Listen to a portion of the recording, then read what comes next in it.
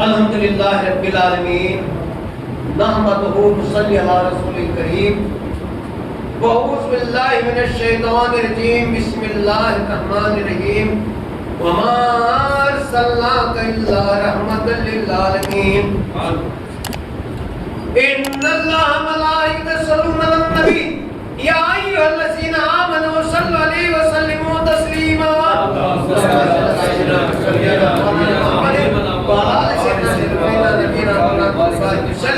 الصلاۃ والسلام علیک یا رسول اللہ الصلاۃ والسلام علیک یا نبی اللہ الصلاۃ والسلام علیک حبیب اللہ صلی اللہ علیہ وسلم۔ مشکل تھے جو راستے سب آسان ہو گئے، مشکل تھے جو راستے سب آسان ہو گئے، دشمن بھی دیکھ کر کے حیران ہو گئے، رکھا جب میرے نبی نے دنیا میں قدم، رکھا جب میرے نبی نے دنیا میں قدم، پتھر بھی کلمہ پڑھ کر مسلمان ہو گئے، پتھر بھی کلمہ پڑھ کر مسلمان ہو گئے۔ محترم حضرات، آج 10واں دن ہے، کیسے گزرے پتہ نہیں چلا، 10واں دن ہے، صرف 2 دن باقی ہے۔ آپ کے سامنے آپ کو جو میں روزانہ تکلیف دے رہا ہوں، ابھی 2 دن برداشت کرنا ہے۔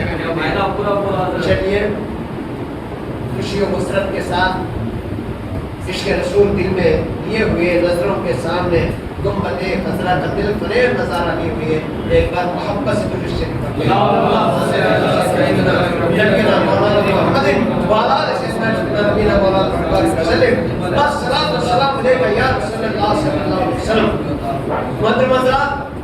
کل آپ نے سنا کہ آپ سرکار دو عالم صلی اللہ علیہ وسلم حضرت ابوبکر صدیق، عامر بن فہیرہ اور عبداللہ بن عریقت اور پھر بریدہ کے قبیلہ بنو اسلم کے 70 سب ہجرت کر خبا پہنچے، اور خبا میں جو استقبال ہوا سرکار مدینہ صلی اللہ علیہ وسلم کا، یثرب والوں نے جس جوش و خروش سے حضور کا استقبال کیا، میرے عزیز دوستو، دنیا دیکھ کر دم رہ گئی کہ شہنشاہ بادشاہ کا استقبال اس طرح نہیں کیا جاتا، اگر کیا بھی گیا تو دکھانے کے لیے، ڈر سے، خوف سے، مگر استقبال محبت سے تھا، عشق سے تھا۔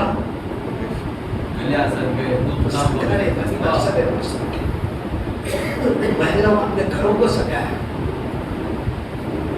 کھاتے پاک سے پڑھتے ہوئے سب نے استقبال کیا۔ پھر خبا میں سے 8 ربیع الاول کو پہنچے تھے، پھر شاید ایک روایت سے 3 دن یعنی 11 ربیع الاول تک سرکار مدینہ صلی اللہ علیہ وسلم خبا میں تشریف فرما تھے، اور پھر وہاں پر ایک مسجد بھی آپ نے مختصر سی تعمیر فرمائی، پہلی مسجد تھی زمین کے اوپر حضور اسلام کا اعلان ہوئے بعد پہلی مسجد تھی جو روئے زمین پر بنائی گئی، وہ مسجد خبا ہے۔ پہلے تو مسجد حرام ہے، وہ تو عرب الاسلام کے زمانے سے ہے، پر بیت المقدس تو حضرت سلیمان علیہ السلام۔ مسجد خبا سرکار مدینہ صلی اللہ علیہ وسلم کی نبوت کے اظہار کے بعد پہلی مسجد خبا، مسجد خبا ہے۔ شاید نصیب والے ہیں حاجی حضرات اس مسجد میں گئے، نماز ادا کیے۔ اللہ تبارک و تعالیٰ جو حاجی حضرات نماز وہاں ادا کیے، اس نماز کے برکت سے اللہ حبیبی کو ہمارے مغفرت فرمائے اور ہماری دین اور دنیا کی زندگی سنوارے۔ خبا سے جب آپ نکلنے کا ارادہ فرما رہے تھے، 12 دن ہو چکے تھے نکل کر، جب اونٹوں پر سامان لاد کر جو بھی مدینے کی طرف 5 میں اس طرح نکل رہے تھے کہ حضرت علی آ گئے۔ حضرت علی کو ذمہ داری دے کر دینا، امانتیں جن جن کی امانتیں ان کو پہنچا دینا، اور پھر فاطمہ الزہرا جو ہے اور عائشہ صدیقہ جو بھی تھے، عائشہ صدیقہ تو حضرت ابوبکر صدیق کے گھر میں تھی اور آسما بھی تھی، فاطمہ رضی اللہ عنہ، فاطمہ بنت اسد کو بھی حضرت ابو طالب کی تھی، ان کو لے کر آنے کے لیے فرمایا تھا، لے کر آئے حضرت علی آ کر سرکار مدینہ صلی اللہ علیہ وسلم کے پاس ہے تو سرکار خوش ہو گئے، اور پہلا سوال یہ نہیں پوچھا کہ سفر کیسے ہوگا، یہ نہیں پوچھا کہ بچوں کو لائے یا نہیں، یہ پوچھا کہ امانتیں دے دیا یہ امیر تھے میرے آقا، ویسے امیر کیا نہیں امانتیں پہنچ گئے سرکار یا رسول اللہ صلی اللہ علیہ وسلم جن کی امانتیں آپ کے پاس تھی میں نے سب کو پہنچانے کے بعد ہی نکلا ہوں۔ تو خیر یہ مبارک قافلہ یثرب کی طرف بڑھا اور یثرب والے کبھی سے اتنے تیار تھے۔ پہلے یثرب میں انہیں مدینہ، یثرب سمجھو مدینہ ہے، میں کچھ زمانے کی بات کر رہا ہوں اس لیے یثرب ہی کہتا ہوں گا تھوڑی دیر تک۔ یثرب پہنچے تو جو آگے کا پہلے یثرب میں یہ قانون تھا شہر میں کہ ایک قبیلے اوس قبیلے خزرج یہ دونوں سب سے بڑے قبیلے تھے اور ہمیشہ آپس میں دونوں کی جنگ ہوا کرتی تھی، یہ ایک دوسرے کے دشمن تھے اور رہائش یعنی رہن سہن کا الگ یہ تھا یثرب کا کہ ہر قبیلے والے کا الگ الگ محلہ ہوتا تھا۔ ایک قبیلہ ہے تو اس کا محلہ الگ، سب کے گھر واپس محلے میں، اس طرح ہر قبیلے والے کا محلہ الگ ہوتا تھا۔ پھر یہودیوں کا محلہ تھا، یہودی زیادہ تھے مدینے میں، یہودی زیادہ تھے اور پھر بت پرست تھے کہ جو اسلام لائے۔ سرکار مدینہ صلی اللہ علیہ وسلم نے جو مصعب بن عمیر رضی اللہ عنہ کو بھیجا اور اسد، سعد بن معاذ، ان لوگوں کی اسید، رافع بن مالک، عبداللہ بن جابر بن عبداللہ، ان سب کی کوشش سے بہت سارے لوگ مسلمان ہو چکے تھے، قبیلے مسلمان ہو چکے تھے۔ تو ایک ایک کا قبیلہ الگ الگ ہوتا تھا، قبیلے کا محلہ الگ ہوتا تھا۔ تو جو مدینے کے سامنے یثرب میں جو داخل ہوئے سرکار مدینہ صلی اللہ علیہ وسلم، وہ قبیلے بنو نجار تھا، وہ ایریا جو تھا قبیلے بنو نجار ایک طرف تھا اور دوسری طرف ایک ان کے گھر تھے، دوسری طرف دوسروں کے گھر۔ تو ایک ایک قبیلے ایک ایک محلے سے اس قبیلے کا سردار آتا، ایک ایک سب مسلمان ہوئے تھے، ایک ایک قبیلے سے محلے سے اس قبیلے کا سردار آتا اور اللہ کرم صلی اللہ علیہ وسلم کے اونٹنے کی ڈور پکڑ لیتا، یا رسول اللہ میرے گھر آئیے، میرے گھر مہمان تشریف لائیے، میں آپ کی میزبانی کروں گا، خدمت کا موقع دیجیے۔ حضرت فرماتے نہیں، چھوڑ دو محاذ، چھوڑ ڈر چھوڑ دو، اس اونٹنی کو اللہ کی طرف سے حکم ملا ہوا ہے کہ وہ کس کے گھر میں آگے بڑھے۔ تو اسید بن زرارہ رضی اللہ تعالیٰ عنہ، ان کا گھر اسی قبیلے بنو نجار کے تھے، تیسرا گھر تھا، وہاں سے ہوا ہے اور انہوں نے بھی وہاں پکڑ لیا، یا رسول اللہ مجھے خدمت کا موقع دیجیے، میرے گھر میں مہمان بنیے۔ تو حضور نے فرمایا نہیں، اسد بن زرارہ میرے اونٹنے کا اللہ کی طرف سے حکم ملا ہوا۔ پھر آگے بڑھے، جو جس محلے کی طرف جاتے ہیں محلے کا قبیلے کا سردار آتا اور وہاں پکڑتا کہ میرے پاس حضور یہی فرماتے کہ نہیں، اونٹنی کو اللہ کی طرف سے حکم ملا ہوا ہے۔ اونٹنی چلتی رہی اور چلتی رہی، محلے میں داخل ہوئی، مدینے کی ایک جگہ بیٹھ گئی، ایک جگہ بیٹھ گئی۔ ادھر بھی گھر تھے، ادھر بھی گھر تھے، اس طرف بھی گھر تھے، مقام تھے سب کے، اس طرف بھی مقام تھے۔ اب کس کے مقام پہ جانا ہے؟ تو سرکار مدینہ صلی اللہ علیہ وسلم نے سب اونٹنی سے اترے، اونٹنی کو اٹھایا، پھر کھڑا کیا، اونٹنی کھڑی ہو گئی، پھر سرکار مدینہ صلی اللہ علیہ وسلم سوار ہوئے، پھر اونٹنی چلی، تھوڑی دور تک چلی، پھر مڑ کر آئی، جہاں پہلے بیٹھی تھی وہیں بیٹھ گئی، اور بیٹھ کر کیا کیا، اس نے اپنی گردن زمین پر ڈال دی، کہتے یہی جگہ ہے۔ کیا سرکار نہیں جانتے تھے؟ سرکار یہ دکھانا چاہتے تھے کہ آپ لوگ جہاں اونٹنی رکی ہے اس ایریا کی کسی گھر میں مہمان بن گیا تو لوگ کہیں گے کہ اتفاق سے یہ اونٹنی بیٹھی ہوگی، بھائی چھانس اونٹنی بیٹھی ہوگی، کہیں یہ دماغ میں نہیں آئے لوگوں کے، کیونکہ ہر ایک چاہتا تھا کہ حضور آپ ان کے گھر کے مہمان بنے، ان کے قبیلے کے مہمان بنے۔ حضور چاہتے تھے کہ لوگوں کو کلیئر ہو جائے کہ اتفاق نہیں نہیں ہے, یہ اللہ کا حکم ہے. اس لیے سرکار مدینہ صلی اللہ علیہ وسلم نے بیٹھی ہوئی اونٹنی کو اٹھایا اور پھر آگے لے کر گئے, مگر اونٹنی نے کیا کیا, پلٹ کر واپس آ کر وہی بیٹھ گئی جہاں پہلے بیٹھی تھے اور اپنی گردن ڈال دی زمین پر. تو لوگ سمجھ گئے کہ اتفاق نہیں ہے. اب جانا کس کے گھر میں, ابو انصاری جانا کس کے گھر میں ہے. تو سرکار مدینہ صلی اللہ علیہ وسلم نے اب ایک بات ہو گئی کہ اونٹنی بیٹھی, وہاں جو آس پاس مکان ہے اس میں سے کسی کے مکان میں جانا ہے, مہمان بننا ہے.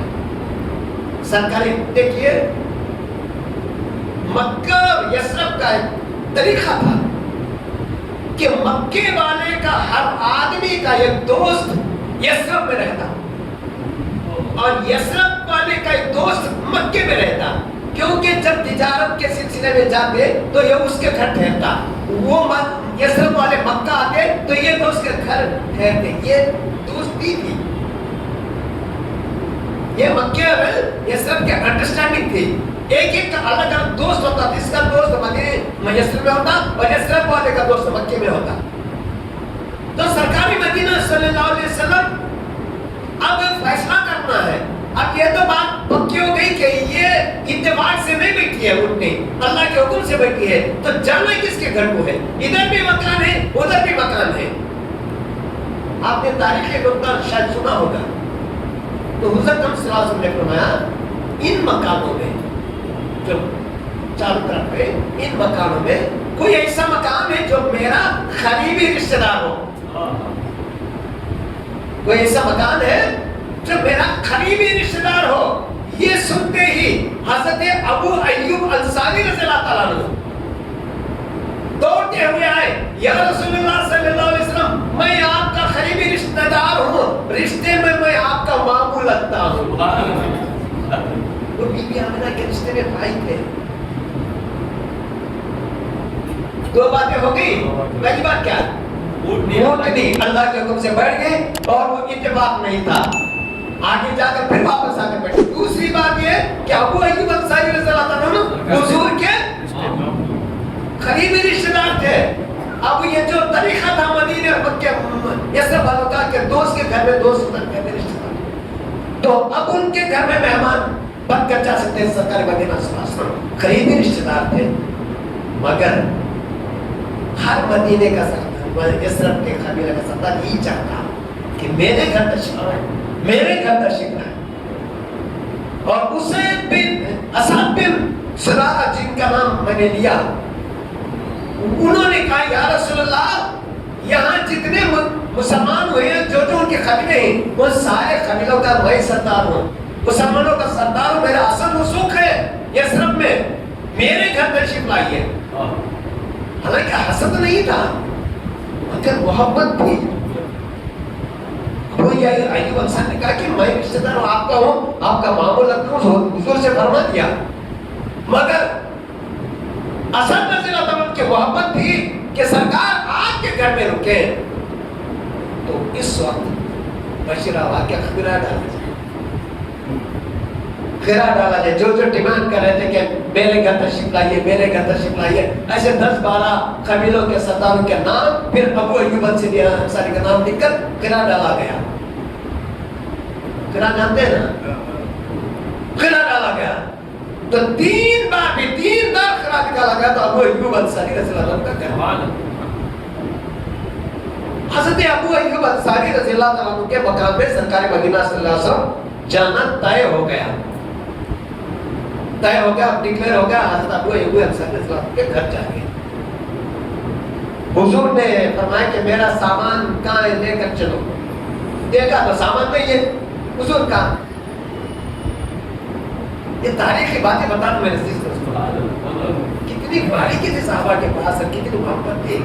سامان نہیں ہے. پوچھا کون لے گئے؟ ابو ایوب انصاری رضی اللہ عنہ کی بیوی نے اپنے غلام کو بھیج کر سامان پہلے منگا لیا. جب سنا تھا کہ ابو ایوب انصاری رضی اللہ عنہ کے گھر آنے والے تو پہلے سامان منگا لیا, کیونکہ آپ کو ڈر یہ تھا کہ کہیں ارادہ نہ بدل جائے, ارادہ نہ بدل جائے اور کوئی آ کر پریشر نہ ڈالے کہ میرے گھر آؤ. تو اس کے پہلے سامان منگا لیا. بزرگ جب سرکار مدینہ صلی اللہ علیہ وسلم ابو ایوب انصاری رضی اللہ عنہ کو جاننے لگے تو افسوس کرنے لگے، پوچھے قبیلے کے سردار، تو آپ نے فرمایا ایک محاورہ ہے عربوں میں کہ جہاں سامان ہوتا ہے وہ سامان کا مالک وہی ہوتا ہے، یعنی میرا سامان چلا گیا میں وہی جا رہا ہوں۔ سرکار نے فرمایا اب سب چپ ہو گئے، آپ آگے بڑھے ابو ایوب انصاری رضی اللہ عنہ کے گھر کی طرف۔ گھر کے اندر ابو ایوب انصاری رضی اللہ عنہ کی ماں ضعیف العمر تھی، چارپائی پر بیٹھی ہوئی تھی، انہوں نے باہر یہ سب گڑبڑ سنا، کچھ ہو رہا ہے باہر، اپنی بہو کو بلائے، ابو ایوب انصاری رضی اللہ عنہ کے بیوی کو، یہ کیا ہو رہا ہے، پہلے باہر کیا گڑبڑ ہے؟ تو بہو نے بتایا ہے کہ محمد مصطفیٰ صلی اللہ علیہ وسلم ہمارے نصیب جاگ اٹھے ہیں، سرکار ہمارے گھر مہمان بن کر آ رہے ہیں، جس کا ہم کلمہ پڑھ چکے، سب کلمہ پڑھ چکے تھے ابو ایوب انصاری رضی اللہ عنہ کے۔ تو ماں نے، ابو ایوب انصاری رضی اللہ عنہ کی ماں نے کہا دیکھو میری ایک ریکویسٹ، ایک تمنا ہے اور پوری کرو، ایک تمنا، اللہ اکبر، ذری ذری بات پر کتنا عشق اپنا محبت رکھتے تھے سرکار سے۔ تو بہو نے کہا کیا تمنا ہے؟ جب محمد صلی اللہ علیہ وسلم دروازہ آ کر کھٹکھٹائیں گے نا، دروازہ بند تھا، وہیں جا کر کھول، وہیں جا کر دروازہ، ٹھیک ہے؟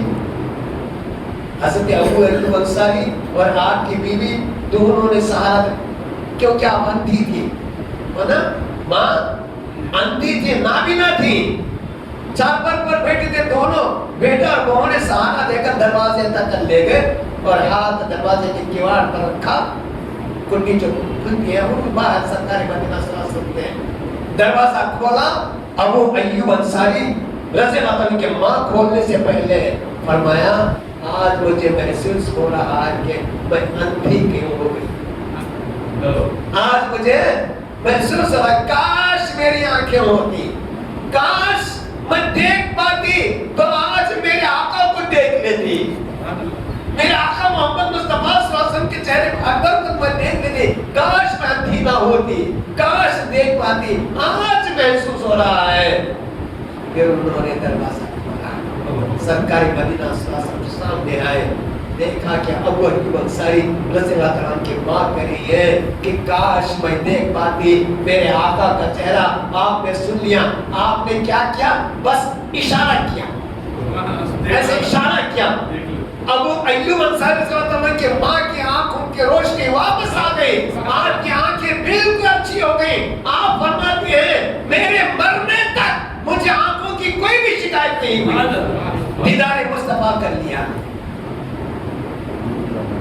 کیا سمجھ میں آیا؟ اللہ اگر کوئی مومن بندہ مسلمان سرکار دو عالم صلی اللہ علیہ وسلم سے سچا عشق رکھتا ہے تو اللہ تبارک و تعالی وہ جو چاہتا ہے وہ پورا کر دیتا ہے، سچا عشق چاہیے، دکھانے کا نہیں۔ تو ماں کی آنکھیں واپس آ گئی، ابو ایوب انصاری رضی اللہ عنہ خوش ہو گئے، اور سرکاری مدینہ 2 منزلہ تھی آپ کا گھر، اب یہ شاید ابو ایوب انصاری رضی اللہ عنہ کا گھر شاید یسرب مدینے میں ہے یا نہیں معلوم نہیں، پہلے آپ حاجی صاحب گئے پوچھنا تھا ابو ایوب انصاری رضی اللہ عنہ کا گھر اب بھی ہے میرے خیال سے 2 منزلہ گھر، کس نے بنایا تھا یہ؟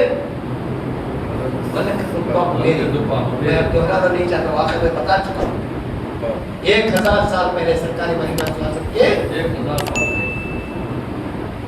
سال 1000 سال پہلے ملک طبع میری آیا تھا، اور جب وہ یسرب آیا تو 400 عالم جو توریت اور انجیل زبور، توریت اور زبور کا علم رکھتے تھے، 400 عالم وہی رک گئے تھے کہ زمین کو دیکھا، مٹی دیکھا، پکار اٹھے کہ اے بادشاہ ہم یہاں سے واپس کہیں نہیں جاؤں گے، کیونکہ یہاں آخری نبی محمد مصطفیٰ صلی اللہ علیہ وسلم آئیں گے اور یہیں پر آپ مقیم ہو جائیں گے، ہم اس جگہ کو چھوڑ نہیں سکتے۔ 400 عالموں کے لیے ملک طبع میری نے 400 گھر بنائے، ان میں ابو ایوب انصاری کے جو نسل تھی ان عالموں سے بڑے عالم کے نسل سے تھے، ابو ایوب انصاری، اور اس نے مکتوبہ حمیری نے خط بھی دیا تھا کہ یا رسول اللہ صلی اللہ علیہ وسلم میں آج آپ پر ایمان لایا، میں نے سنا ہے کہ آپ تشریف لائیں گے، کاش میرے جیتے جی آپ آتے تو میں ایمان لاتا، اگر میں نہیں رہا یا آقا میں آپ پر ایمان لاتا ہوں، حشر کے میدان میں مجھے نہیں بھولنا، میری شفاعت کرنا۔ یہ خط لکھ کر دیا تھا اور حکم دیا تھا کہ نسل بہ نسل یہ خط محمد مصطفیٰ صلی اللہ علیہ وسلم تک پہنچنا ہے۔ اس لیے اللہ کا حکم تھا اونٹنی کو ابو ایوب انصاری رضی اللہ عنہ کے گھر کے پاس بیٹھنے کی، اور 3 طریقے سے بھی اونٹنی بیٹھی، پھر قریبی رشتہ دار آپ کے، اور خورا ڈالے تو آپ ہی کا نام آیا، اب کسی کو اعتراض نہیں۔ تو گھر میں اندر داخل ہوئے، اٹھایا، چٹائی بچھائی، آپ بیٹھے، مدینے کے سردار بھی جیسے کے سردار اور دوسرے بھی اندر داخل ہوئے، آپ کو دودھ پیش کیا گیا، سرکار مدینہ صلی اللہ علیہ وسلم کے لیے دودھ بنایا، ابو ایوب انصاری نے آپ کا غلام دودھ لے کر آیا، تو سرکار مدینہ صلی اللہ علیہ وسلم نے دودھ کا پیالہ لینے سے پہلے غلام کے چہرے کو دیکھا، فرمایا حضور نے اے ابو لیلا وہ خط جو تمہارے آئے ابو ایوب تمہارے پاس دیکھ کر رکھے، وہ لے کر آؤ جو من کو پاؤمیری دے دیا۔ میرے آقا کے علم خیر نہیں، اللہ اکبر، ساری کائنات میرے آقا کے سامنے بنائی گئی ہے، اللہ تبارک و تعالیٰ، ساری کائنات کون اول آیا کون بعد آیا میرے آقا جانتے ہیں۔ تو ابو لیلا حیرت میں پڑ گئے، آپ میرا نام کیسے جانتے ہیں اور وہ خط کے بارے میں کیسے جانتے ہیں، کس نے بتایا آپ کو؟ حضور نے فرمایا جس نے مجھے نبی بنایا، نبی کا معنی غیب کی خبر دینے والا۔ تب وہ ایوب انصاری رضی اللہ عنہ خود اٹھے، جا کر وہ خط لا کر پیش کیا اور خط پڑھا، اور سرکار نے فرمایا اے حمیری، اے ملک تبا حمیری، تیری شفاعت ضرور ہوگی، اللہ تیری مغفرت فرمائے اور جنت میں جگہ اور بلند جگہ عطا فرمائے۔ آپ نے دعا فرمائی، پھر آپ کو ایک کمرہ دیا، 2 منزلہ تھی، میں کہہ رہا تھا 2 منزلہ، اوپر ایک گھر تھا، نیچے تو آپ نیچے ٹھہرے، کمرہ نیچے دیا، اتنے میں ابھی 1000 سال سے وہ گھر تھا، ایسا ہوگا اور کیسی مضبوطی سے اس نے بنایا ہوگا۔ تو آپ کمرے میں ٹھہرے، ابھی ابو ایوب انصاری رضی اللہ عنہ نے کھانے کا انتظام نہیں کیا تھا، کھانا پکانے ضرور ایسا نہیں، اتنے میں ایک 12 سال کا بچہ، ان کا نام تھا زید بن ثابت رضی اللہ عنہ، زید بن ثابت آئے اور کچھ کھانا لے کر آئے، یا رسول اللہ صلی اللہ علیہ وسلم مدینے میں سب سے پہلے کس کا کھانا کھایا اور کیا کھایا، پیارے نبی نے وہ میں بتا رہا ہوں۔ زید بن ثابت رضی اللہ عنہ لے کر آئے توشہ، یا رسول اللہ جب پتا چلا میری ماں کو پتا چلا کہ آپ تشریف آئے ہیں اور ابو ایوب انصاری رضی اللہ عنہ کے گھر مہمان بنے ہیں، تو میری ماں نے خاص کھانا بنایا ہے۔ عرب میں مشہور سبدو اور سریت، یہ 2 چیزیں بنا کر زیادہ کھاتے تھے، سریت اور سبدو، مگر زید بن ثابت فرماتے ہیں کہ میری ماں نے الگ بنایا ہے، اس کا نام تخیر تھا، اسے تخیر کہتے تھے۔ وہ کس طرح بنایا کہ روٹیاں گھی سے بنائی، اس پر پھر گھی ملا، پھر روٹیوں کے ٹکڑے کر کے دودھ میں ڈالا، پھر شکر ڈال کر دودھ کو شوربا جیسا گھی کی روٹیاں دودھ میں ڈال کر وہ بھیجا، اس کو تحقیق کہتے ہیں۔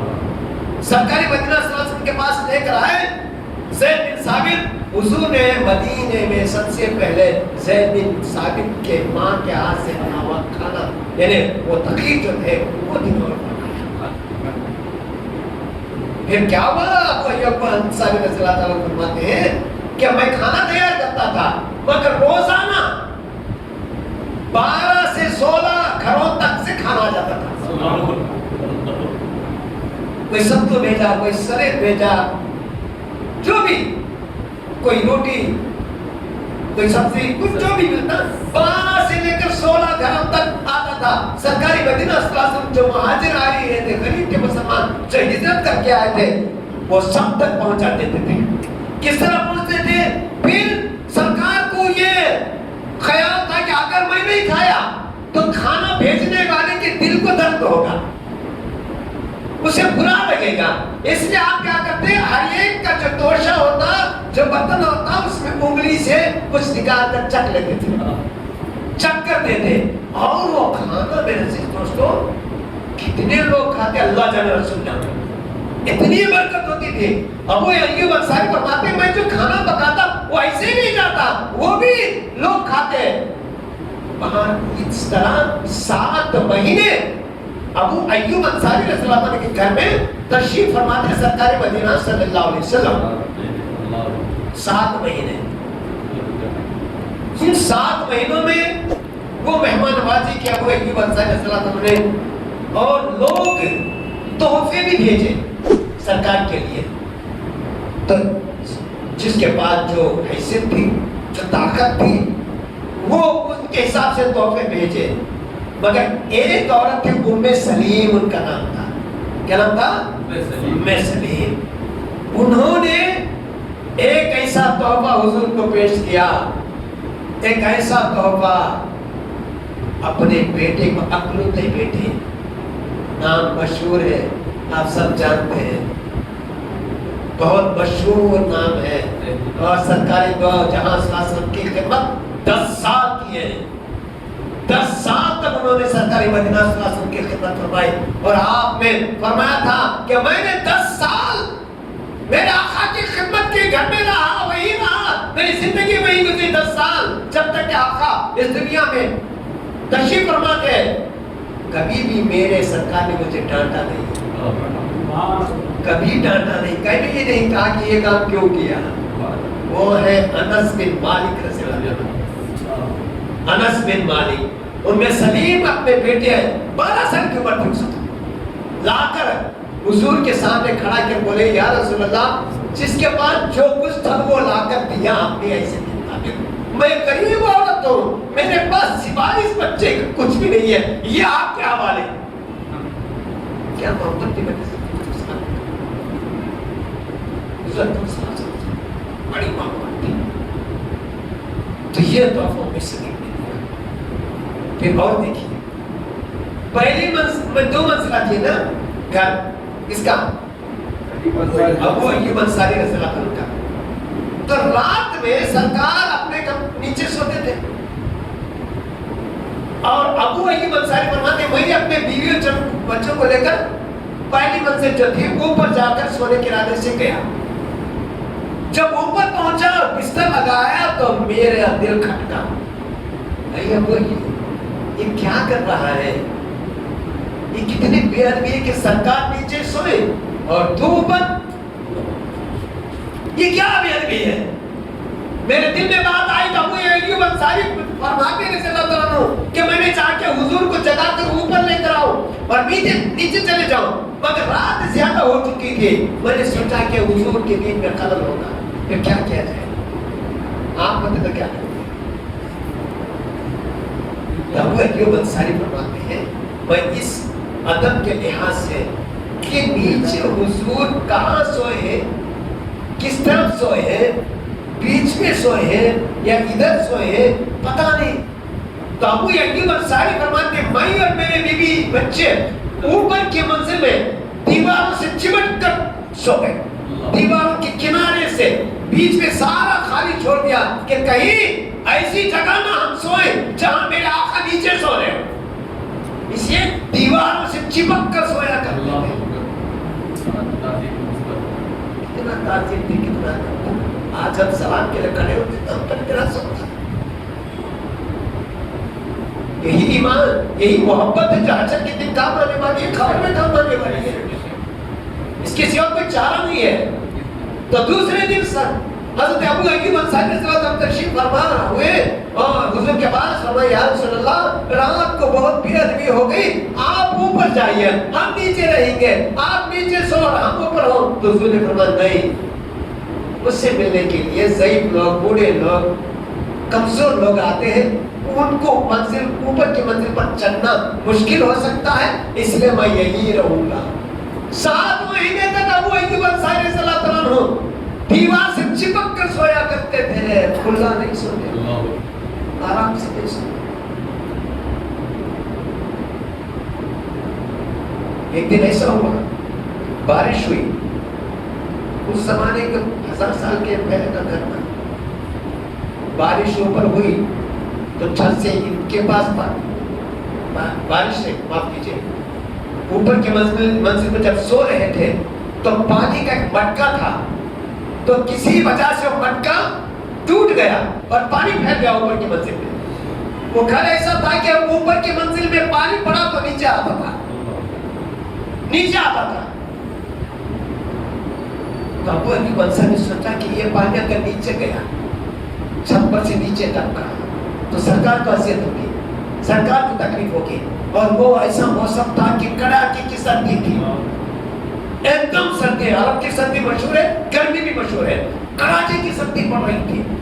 تو کیا ہوا، ایک ہی لحاف تھا، لحاف یعنی کمبل جو اوڑھ کر سوتے تھے، بس ابو ایوب انصاری ان کے بچے، تو آپ نے کیا کیا، اس کمبل کو اس پانی میں ڈال کر پورا صاف سوکھا پوچھ کر کمبل بھیگ گئی، اس لیے کہ کہیں پانی نیچے نہ ٹپکے اور سرکار واضح نہ ہو، اور رات بھر کڑکتی سردی میں ایسے ہی بیٹھے رہے۔ یہ احترام تھا، یہ تعظیم تھی، یہ محبت تھی سرکار سے۔ خیر میرے عزیز دوستو، بولتے گئے تو بہت سے واقعات ہیں ابو ایوب انصاری رضی اللہ عنہ کے گھر میں، جو سرکار کے ساتھ ابو ایوب انصاری نے جو مہمان نوازی کی،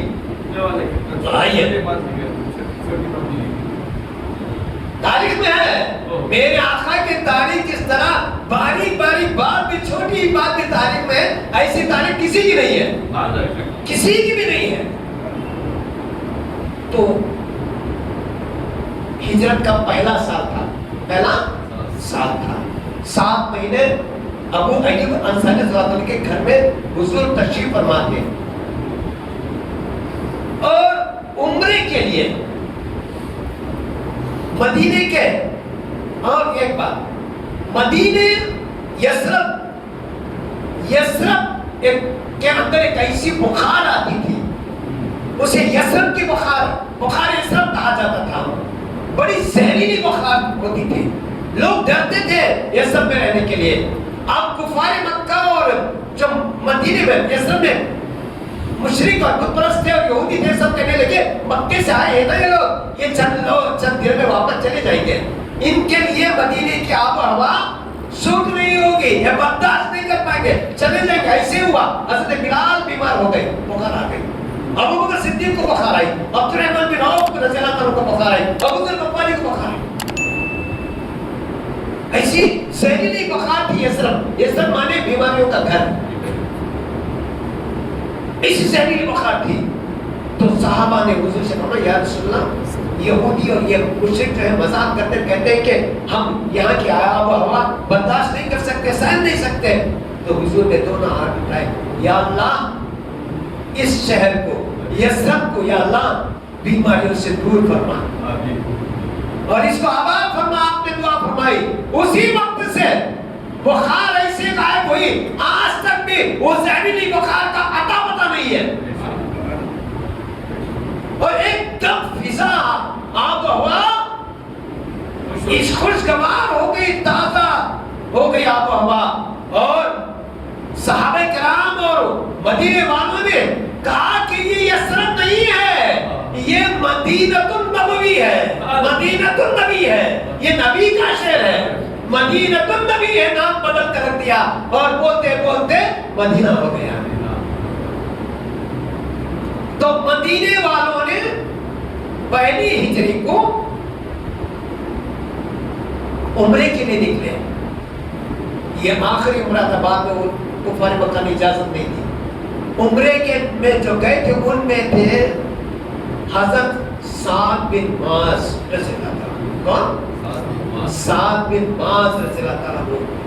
میں نے کہا تھا نا کہ مکہ اور مدینے کا ایک طریقہ تھا کہ ان کا دوست وہاں رہتا تھا، وہاں کا دوست یہاں رہتا تھا۔ سعد بن معاذ کا دوست مکے میں حضرت بلال کا آقا امیہ بن خلف تھا۔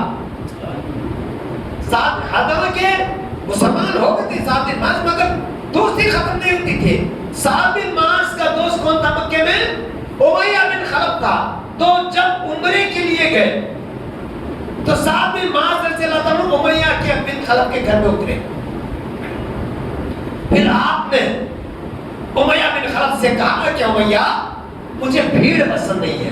بھیڑ جانتے ہو نا, لوگوں کا زیادہ مجمع ہونا, مجھے بھیڑ پسند نہیں, میں طواف کعبہ کرنا چاہتا ہوں. وہ کون سا وقت ہوگا جو لوگ کم ہوں گے, لوگوں کی جماعت کم ہوگی, میں آسانی سے طواف کر سکوں. تو امیہ بن خلف بولا دوپہر کا وقت ہے, گرمی زیادہ ہوگی, لوگ بہت کم ہوں گے, وہ گھروں میں سوتے ہوں گے, اس وقت جا کر ہم طواف کریں گے.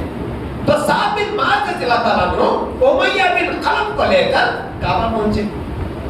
کعبۃ اللہ کا طواف کر رہا ہے, امیہ بن خلف ساتھ ہے. سعد بن معاذ رضی اللہ تعالیٰ عنہ کعبۃ اللہ کا اللہ کے گھر طواف کرے. ابو جہل سامنے آ گیا.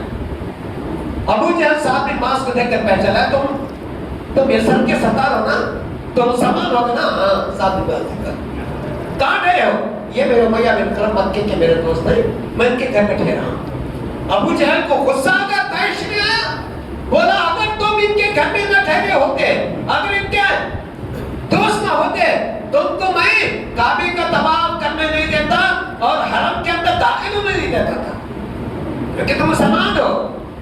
حرم کعبہ میں داخل نہیں ہونے دیتا تھا, نکل جاؤ یہاں سے. امیہ بن خلف کے گھر میں رکے ہو, اس لیے میں چپ ہوں.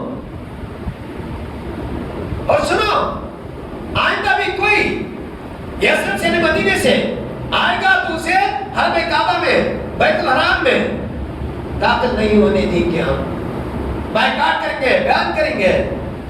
تو کہا سعد بن معاذ نے, سنو میرے اس تعریف کی بات یہی ہے, سعد بن معاذ نے کہا ابو جہل سن, اگر تم لوگوں نے ہمیں عمرہ کرنے سے یا طواف کعبہ کرنے سے یا بیت الحرام میں آنے سے روکا, تو یاد تو سوچو, تم تجارت کے لیے تمہارا ہر قافلہ ملک شام جاتا ہے اور مدینے سے ہو کر جانا ہے, یا مدینے کے راستے سے جانا ہے. یاد رکھو, اگر تم نے ہم کو الاؤ نہیں کرا, تمہارا قافلہ کوئی بھی ملک شام تجارت کا قافلہ جانے والا مدینے پر سے جائے گا تو ہم حملہ کریں گے, ہم جانے نہیں دیں گے. چپ ہو گیا. تو امیہ بن خلف بولا, اے سعد بن معاذ, یہ سارے مکے کا بڑا سردار ہے, اس سے ادب سے بات کرو. ایسی بات کرتے ہی کوئی اتنے بڑے سردار سے, وہ بڑا خطرناک ہو جائے گا. سنیے کیا کہا سعد بن معاذ نے. امیہ بن خلف نے کہا وہ بہت بڑا سردار ہے, سرداروں کا سردار ہے ہمارا, سارے مکے کا بادشاہ جیسا ہے, تم اس سے اس طرح بات کرتے ہو. تو سعد بن معاذ نے کہا, امیہ بن خلف جانتے ہو ایک بات بتاؤں؟ بتاؤ کیا ہے. میرے آقا محمد مصطفیٰ صلی اللہ علیہ وسلم نے فرمایا کہ تم اور یعنی امیہ بن خلف اور ابو جہل, ان دونوں کو مسلمان جلدی ختم کرنے والے ہیں.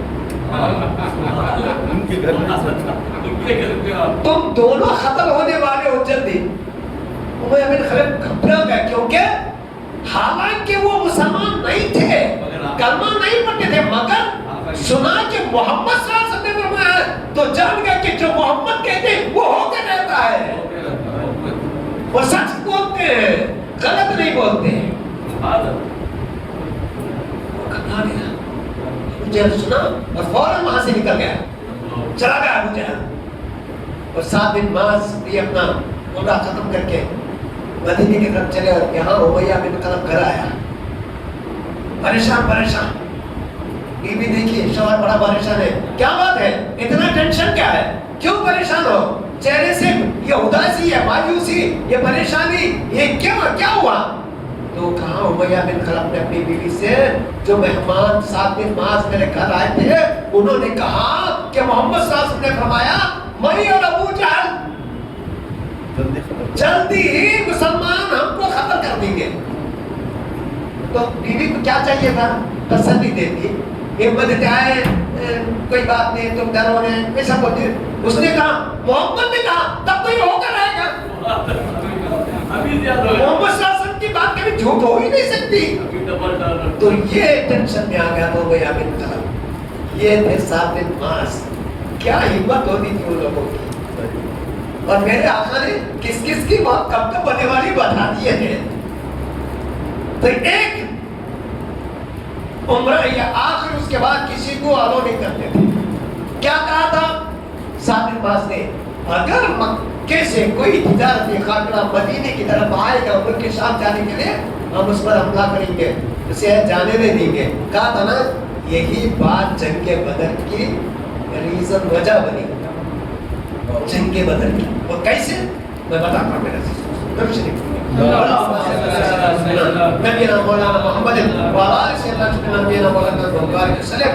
الصلاۃ والسلام علیک یا رسول اللہ, الصلاۃ والسلام علیک یا نبی اللہ صلی اللہ علیہ وسلم. جب سرکاری مدینہ صلی اللہ علیہ وسلم مدینہ پہنچے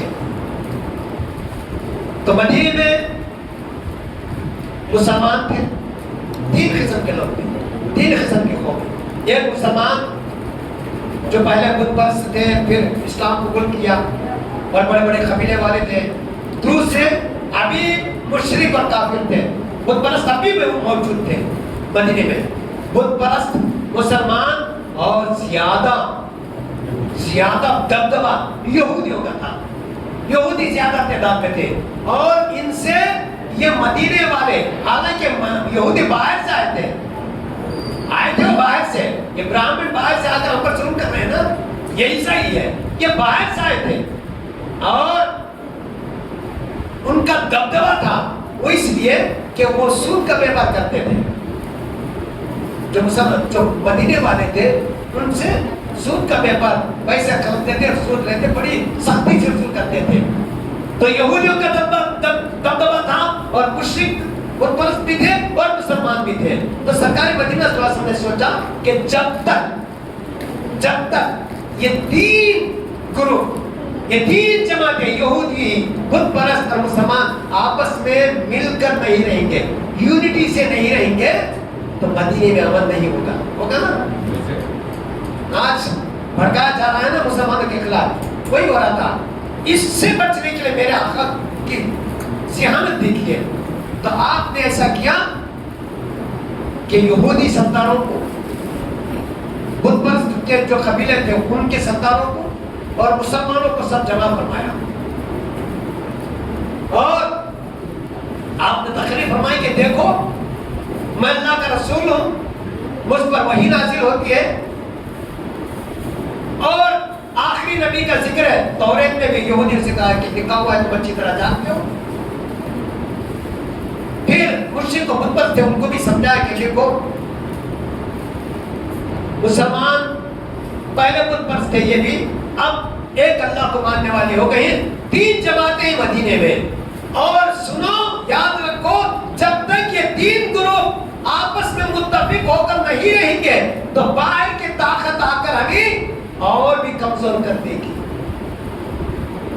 اور ہمیں مٹانے کی کوشش کرے گی. ہمیں چاہیے کہ ہم تینوں مل کر رہیں. کیا تم راضی ہو؟ سب نے کہا, ہر ایک نے کہا ہاں ہم راضی ہیں, اس بات پر ہم متفق ہیں. تو حضور نے فرمایا چلو ایک عہد نامہ لکھتے ہیں. پہلا کام کیا حضور نے؟ امن و شانتی کا, سلامتی کا ایک عہد نامہ لکھتے ہیں. کیا لکھتے ہیں اس میں؟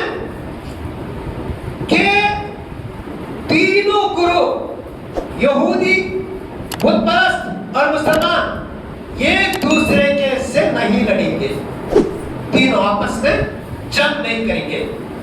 دوسری بات, آپس میں یہ دونوں ہمیشہ مل کر رہیں گے. ان تینوں میں سے کسی ایک گروپ پر, چاہے یہودی ہو, بت پرست اور مسلمان ہو, گروپ پر باہر سے کوئی تیسری چوتھی طاقت آ کر حملہ کرے تو سب مل کر اس کا مقابلہ کریں گے. بات اچھی کے لیے سب مل کر مقابلہ کریں گے. اور مسلمانوں کو, خاص کر مسلمانوں سے جنگ نہیں کریں گے. کون ہے؟ بت پرست اور یہودی. اگر کوئی دینی معاملہ آ گیا یا کوئی مشکل سا مسئلہ آ گیا تو اس کا حل کریں گے تو محمد مصطفیٰ صلی اللہ علیہ وسلم. ان شرطوں کو سامنے رکھا سرکاری مدینہ صلی اللہ علیہ وسلم نے. آپ لوگوں کو قبول ہے؟ تو سب نے کہا بے شک ہم کو قبول ہے. سب نے دستخط کیے, یہودی سرداروں نے, بت پرست قبیلوں کے سرداروں نے اور مسلمان قبیلوں کے سرداروں نے. عہد نامہ ہو گیا اور مدینے والے متفق ہو گئے. مگر ابو جہل کب چین سے بچ سکتا تھا؟ کفار مکہ کب چین سے بچتا تھا؟ جب ان کو یہ خبر پہنچی کہ مدینے میں اسلام بڑی تیزی سے پھیل رہا ہے، شہر مدینہ میں اسلام تیزی سے پھیل رہا ہے اور مضبوط ہو رہا ہے، تو چین سے بیٹھنے والے تھے۔ مدینے کے اندر ایک شخص تھا جس کی آج بھی اولاد ہے، عبداللہ بن ابی۔ یہ بڑا رسوخ تھا اس کا، بہت بڑا اثر تھا مدینے پر اس کا۔ وہ مدینے کا حاکم بادشاہ بننا چاہتا تھا، سارے قبیلوں پر، یہودیوں پر بھی اس کا رعب تھا اور یہودی بھی اس کے طرفدار تھے۔ وہ بادشاہ بننے ہی کوئی تھا، ابھی ووٹنگ نہیں ہوئی، اب تو چور ووٹ ہو رہے ہیں۔ وہ سچ مچ میں بادشاہ بننے کو تھا کہ حضور آ گئے مدینے میں۔ جب حضور آ گئے تو کون اسے پوچھے گا؟ نہ مسلمان پوچھنے کو تیار، نہ یہودی۔ تو وہ چل گیا اصل میں کیا کیا جائے۔ اتنے میں ابو جہل نے ایک شخص کو ایک خط دے کر عبداللہ بن ابی کے پاس بھیجا، کیونکہ جانتا تھا کہ یہ بڑا خطرناک شخص ہے۔ بھیجا کیا ہے عبداللہ، یہ کیا کر رہے ہو؟ کیا ہوا تمہارا پاور؟ کیا ہوا تمہارا اثر مدینے والوں پر؟ کیا ہوا تمہارا رعب و دبدبہ؟ محمد صلی اللہ علیہ وسلم یہاں سے آئے ہیں اور مکے سے غریب مسلمان ہجرت کر کے آئے ہیں، ان کو ساتھ میں لے کر بیٹھے ہو۔ تمہارا پاور یوز کرو، تمہاری طاقت کا استعمال کرو اور سارے مسلمانوں کو مدینے سے نکال دو۔ تم کو تاج پہنانے کے لیے مدینے والے تیار ہو جائیں گے تو بادشاہ بن جاؤ گے۔ عبداللہ بن ابی نے خط دے کر خوش ہو گیا۔ پھر اس نے جواب لکھا کہ اگر میں ایسا کرنے کے لیے مجھے طاقت چاہیے، فوج چاہیے، تو کیا تم مدد کرو گے؟ تو خط جانے کے بعد جواب آ گیا ابو جہل طرف سے، ہم ہمیشہ تیار ہیں۔ عبداللہ بن ابی تم مسلمانوں کو باہر نکالنے کی کوشش کرو، مدینے سے بھگاؤ ان لوگوں کو۔ بھگا رہے ہیں مسلمان، چلے جاؤ۔ کہاں جائیں گے؟ اس کے باپ کا ہے، یہ ہمارے باپ کا ہے، آدم علیہ السلام یہاں آئے تھے۔ تو وہ پلاننگ بن رہی تھی۔ ابو جہل عبداللہ بن ابی ہے، تو عبداللہ بن ابی نے جب دیکھا کہ مکے کے لوگ فوج بھیج کر مدد کرنے کے لیے تیار ہیں مسلمانوں کو نکالنے کے لیے، تو اس نے میٹنگ بلائی اور سارے سردار جو تھے اس کے اثر رسوخ میں تھے، جو اسے مانتے تھے، وہ سب کو جمع کر کے سمجھایا کہ دیکھو مکے والے ہمیں مدد کرنے کے لیے تیار ہیں، ہم چاہیں تو مدینے سے مسلمانوں کو نکال سکتے ہیں، ورنہ یہ سارے مدینے پر قبضہ کر لیں گے اور ہماری کوئی عزت نہیں رہے گی، کوئی آبرو نہیں گی، ہمارے مال چھین لے جائیں گے، ہمارے مکان چھین لے جائیں گے۔ اس طرح اس نے بھڑکایا۔ بولو کیا نکالیں گے؟ بھیج دیں گے، بھگائیں گے مسلمانوں کو؟ سب بولے بھگا دیں گے، باہر کر دیں گے، مدینے سے ان کو نکال دیں گے۔ یہ میٹنگ ہو رہی تھی، یہ چلا رہے تھے کہ آواز آئی مسلمان ہرگز مدینے سے نہیں جائیں گے، کوئی بھی ان کو نکال نہیں سکتا۔ سب چونک گئے، سب چونک کرنے کا کون بول رہا ہے؟ میرے آقا مولا محمد مصطفیٰ صلی اللہ علیہ وسلم۔ اور اب عبداللہ بن ابی کے پاس آ کر کھڑے ہو گئے، تم مسلمانوں کو نکالنا چاہتے ہو، ہاتھ نامہ تیار ہو چکا ہے، سب دستخط کر دیں گے، سب مل جل کر رہیں گے، اور تم ایسا دھوکہ، ایسے دغا بازی کر رہے ہو کہ مسلمانوں کے خلاف بھڑکا رہے ہو۔ تو انہوں نے سب دستخط کیے تھے۔ سرکار مدینہ صلی اللہ علیہ وسلم نے جو لوگ بیٹھے تھے فرمایا کہ دیکھو اگر مدینے سے مسلمان چلے گئے تو تم سمجھتے ہو کہ قہرے سے رہے، نہیں، مسلمان کو کوئی نکال ہی نہیں سکتا، اور مسلمان وہ طاقت ہے کہ اللہ اس کے ان کے ساتھ ہے۔ اگر تم آپس میں مل کر رہو، یہ جٹ رہو، یہودی اور جو بت پرست مشرک اور مسلمان جو ہے مل کر رہیں گے تو تمہاری قوت رہے گی اور باہر کی طاقت تم سے ڈرنے لگے گی، کوئی بھی حملہ کرنے کی کوشش نہیں کرے گا، مضبوط رہے گا، مدینہ آباد رہے گا۔ سب نے کہا آپ نے ٹھیک فرمایا، پھر اٹھ کر چلے گئے۔ اب یہ مایوس ہو گیا، یہ مایوس ہو گیا، کیا کیا جائے؟ کیا کیا اس نے؟ اپنے 700 ساتھیوں کے ساتھ، کتنے؟ 700 ساتھیوں کے ساتھ آیا سرکاری مدینہ صلی اللہ علیہ وسلم کے پاس، آ کر بولا کہ میں بھی کلمہ پڑھ کر مسلمان ہونا چاہتا ہوں، کلمہ پڑھ کر مسلمان ہونا چاہتا ہوں۔ سب نے کلمہ پڑھ کر مسلمان ہو گئے، دل سے نہیں، دل سے نہیں، زبان سے اپنے آپ کو محفوظ رکھنے کے لیے، مسلمانوں سے اپنے آپ کو محفوظ کر کے چال بازیاں کرنے کے لیے، منافق خط ڈالنے کے لیے، مسلمانوں میں تفریقہ ڈالنے کے لیے، اور وہ کام فوراً شروع کر دیا کہ مہاجروں اور انصاریوں میں جو ہے وہ جھگڑا اور فساد بچانے کی اسکیم بنا رہے تھے۔ کیوں؟ سرکاری مدینہ صلی اللہ علیہ وسلم جب مدینہ تشریف لائے تو پہلے آپ نے جو مکے سے ہجرت کر کے مہاجر غریب آئے تھے، ابو ذر غفاری اور ہمارے حضرت بلال جیسے غریب لوگ تھے، بے سہارا، ان کا کیا ہوگا؟ مہاجروں کا کیا ہوگا؟ یہ اپنے مکان، اپنے دکان، اپنی جائیداد، اپنے کھیت سب چھوڑ کر آئے ہیں، اب یہاں ان کو کون سہارا دے گا؟ تو سرکاری مدینہ صلی اللہ علیہ وسلم نے مدینے والوں سے کہا جمسار دیکھ کے تم مہاجروں کا اپنا بھائی بنا لو۔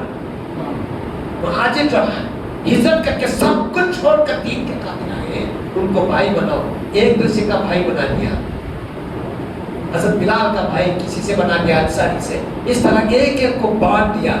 کیا کیا انصار نے؟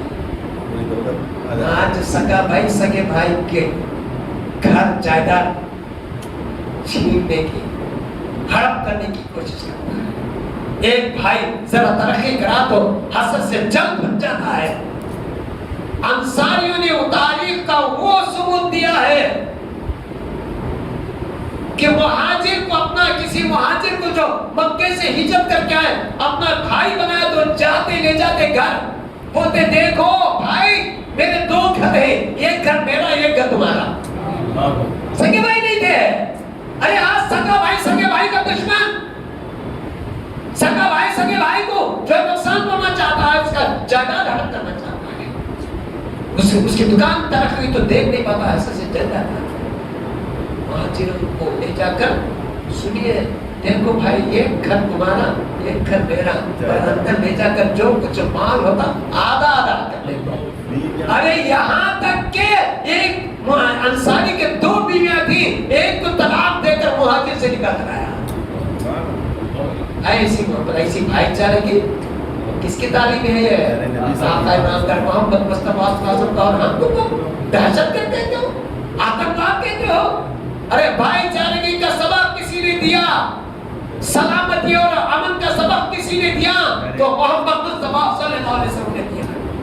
ساری دنیا میں آج امن اور سلامتی ہے تو میرے آقا کی تعلیم سے ہے۔ یہ تھی، اور ان میں تفریقہ ڈالنے کے لیے کہ اتنے مل گئے ہیں مہاجر انصار، ان کو اللہ کیا جائے ختم کرتا رہا مگر ناکام ہوتا رہا۔ پھر مکے والے چپ نہیں بیٹھے، 2 منٹ بول کر بات ختم کرتا ہوں، 9:30 ہو گئے۔ انہوں نے ابو سفیان، میں نے کہا تھا نا جو بات سعد بن معاذ نے کی تھی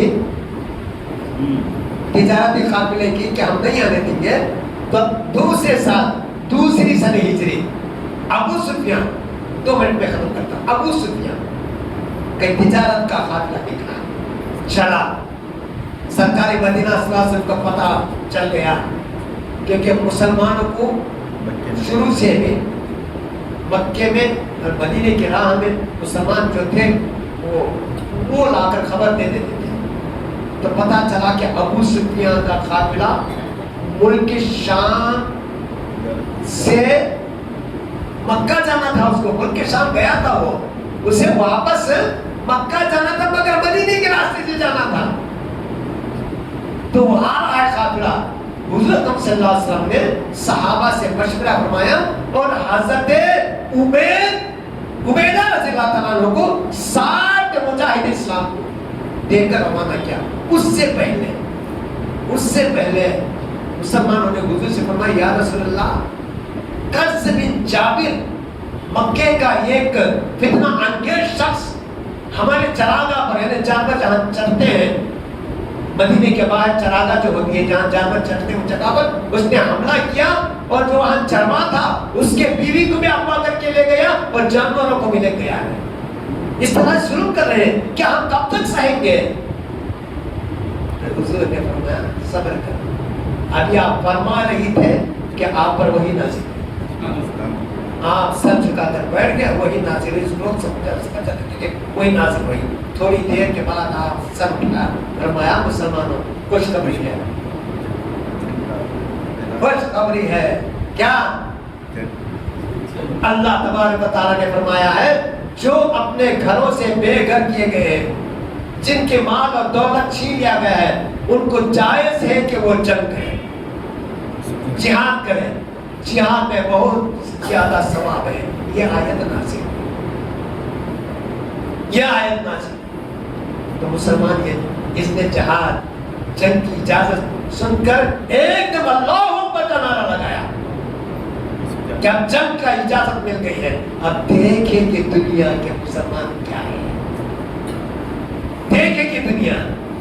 फिर ये वाकया कस बिन जाबिर का चला और उधर अबू सुफियान का काफिला आया तो सरकार मदीना सल्लल्लाहु अलैहि वसल्लम को जंग का हुक्म आ चुका था। आपने 60 मुजाहिदीन इस्लाम को उबैदा रज़ियल्लाहु को देकर भेजा कि तुम जाकर अबू सुफियान के काफिले पर हमला करो और उसे लूट कर आओ। इस तरह मुसलमान क्या है दुनिया जानने के तो जानते थे लोग कि अबू सुफियान के काफिले के साथ बहुत ज्यादा लोग होंगे, उनकी तादाद ज्यादा होगी, उनके पास हथियार होंगे, तीर होंगे, ढाल होंगे। मगर 60 लोगों को जब चुना जा रहा था कौन कौन जाएगा, तो हर एक मुसलमान चाहता था कि मैं जाऊंगा, मैं जाऊंगा। तो 60 लोग गए, इधर गए। एक जासूस ने अबू सुफियान को खबर दे दी कि मुसलमान का लश्कर आ रहा है। वो इतना डरा, इतना घबराया कि रास्ता काट कर दूसरे रास्ते से मक्के की जानिब भागा। उससे पहले अपने गुलाम जमजम बिन अमरो को घोड़ा दौड़ा कर भेजा कि मक्के वालों को जाकर बताओ कि मुसलमान मुझ पर हमला करने वाले, कुमक भेजो, फौज भेजो। ये खबर उसने भेजी और इधर मुसलमान गए और रास्ता काट कर चला गया। देखा तो काफिला चला जा चुका था। वापस आए, इससे क्या फायदा क्या हुआ? फायदा तो जंग तो नहीं हुई, मगर मुसलमानों का रौब बैठ गया कि मुसलमान अब छोड़ने वाले नहीं है। इंशाअल्लाह कल मैं आपको वो अजीम जंग, वो पहली जंग के बदर के अजीब वाक़यात सरकारी मदीना सल्लल्लाहु अलैहि वसल्लम के मौजिज़ात जंग के बदर में इंशाअल्लाह सुनाने की कोशिश करूंगा। दुआ कीजिए अल्लाह तबारक व तआला मुझे सेहत और तंदुरुस्ती और हयात अता फरमाए तो कल आपके सामने मौजूद होगा। और सबसे बड़ी दुआ है कि अल्लाह तबारक व तआला सरकारी दो जहां सल्लल्लाहु अलैहि वसल्लम का सच्चा इश्क हमारे दिलों में अता फरमाए। सरकारी मदीना सल्लल्लाहु अलैहि वसल्लम सहाबे किराम का जो इश्क था उसमें से थोड़ा हिस्सा अल्लाह तबारक व तआला हमें भी अता फरमाए। सरकारी दो आलम सल्लल्लाहु अलैहि वसल्लम के सदक़े में हमारी दुनिया में और दीन में जिंदगी संवर जाए, खबर की मंजिल आसान फरमाए और हशर के मैदान में सरकारी दो जहां सल्लल्लाहु अलैहि वसल्लम की शफाअत नसीब हो जाए। आमीन। मेरा मन है आमीन।